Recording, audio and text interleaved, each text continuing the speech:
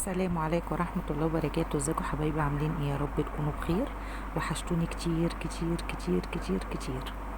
طبعا كان عندي ظروف، ما كنتش بصور ولا بنزل فيديوهات، بس الحمد لله رب العالمين. كان ابني تعبان والحمد لله رب العالمين، اللهم لك الحمد يا رب، بقى كويس. النهارده بقى هعمل لكم غدا سريع.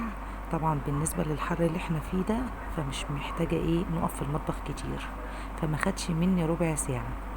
طبعا زي ما انتم ما شايفين، هنا كنت سلقت مكرونه، وقليت هنا البصله وثوم وفلفل حراق، وحطيت مكعب مرقه وفلفل اسود وكمون وبابريكا وملح. تمام كده، دي صلصه المكرونه.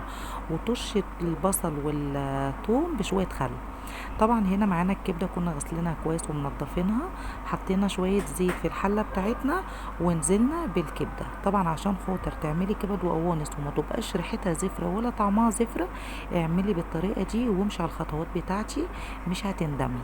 طبعا بنشوح الكبده زي ما انتم ما شايفين كده، حطينا فلفل اسود وبنشوحها كويس في شويه زيت. حابه تعملي بسمنه اعملي، حابه تعملي بزيت اعملي. طبعا بتشوحيها لحد لما تحسي ان الكبده دخلت في السوا. بعد الكبده ما هتاخد لون معانا زي ما انتم ما شايفين كده، هنبدا ان احنا نطلعها في طبق. وبعد ما هنطلعها في طبق هقول لكم هنعمل ايه. لو وصلت لحد هنا ما تنسينيش في لايك ودعوه حلوه كده من قلبك، وبحبكم كتير. طبعا زي ما انتم شايفين كده الكبده بدات تاخد لون. هنشيلها وهنحطها في طبق. بعد ما هنحطها بقى في طبق، هنكون مخرطين بصل. خرطي الكميه اللي انت عايزاها، اضربيه في الكبه، خرطيه على ايدك زي ما انت محبه. وبعد كده انزلي بيها في، يعني لما تطلعي الكبده انزلي بالبصل والفلفل حراق سبايسي. لو بتحبي بقى فلفل حراق كتير زودي براحتك، ما بتحبيش كتير حطي زي ما انا محطه. طبعا ده حبهان، انا واخده اللي جواه بس عشان تبقوا عارفين. طبعا نزلت بالفلفل والحبهان والبصل في الزيت اللي احنا عملنا فيه، شوحنا فيه الكبده. لو وصلت لحد هنا ما تنسينيش في لايك قمر زيك. بصي، وهتشوحي البصل. بعد ما هتشوحي افضلي كده شوحي، احنا مش هنديله لون ولا اي حاجه، لا احنا هنشوح فيه شويه لحد لما يعني يدبل معانا شويه صغيره كده. وهننزل بالقوانص بتاعتنا. طبعا هنكون منضفينها برضو كويس وغسلينها ونقعينها ونقعين الكبد وقوانص. وهننزل بقى بالقوانص بتاعتنا عشان خاطر تاخد تسويه مع البصل. تمام. ليه ما حطيناش الكبد وقوانص مع بعض؟ لان القوانص بتاخد سوا، الكبده ما بتاخدش سوا خالص يا جماعه، عشان تبقوا عارفين. لو وصلت لحد هنا ما تنسنيش في لايك.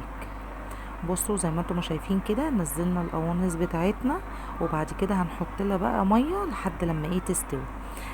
يعني زي ما تستوي بالظبط خلاص، يعني استكفي بالميه اللي انت هتحطيها. انت عارفه مقدار الميه اللي انت هتحطيه، وانت عارفه كل ما تتشرب الميه وتحسي ان القوانص نيه، حطي ميه لحد لما تستوي خالص خالص. وبعد كده هقول لكم هنعمل ايه. لو وصلت لحد هنا ما تنسينيش في لايك.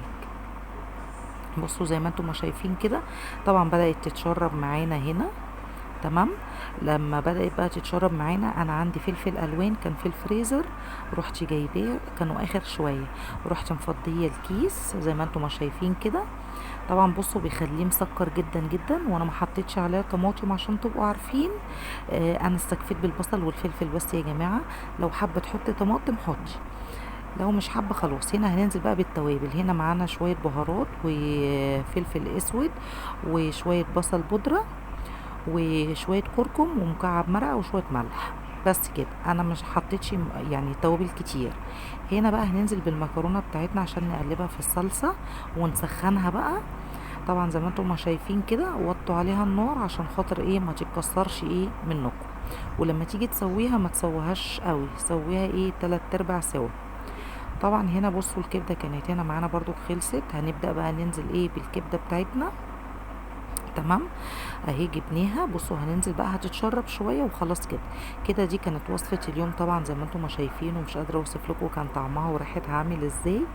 ويا رب فيديو النهارده يعجبكم، ما تنسونيش في لايك. دي طبعا مش قادره اوصف لكم بقى جمال المكرونه وطبق الشطه الجامد ده.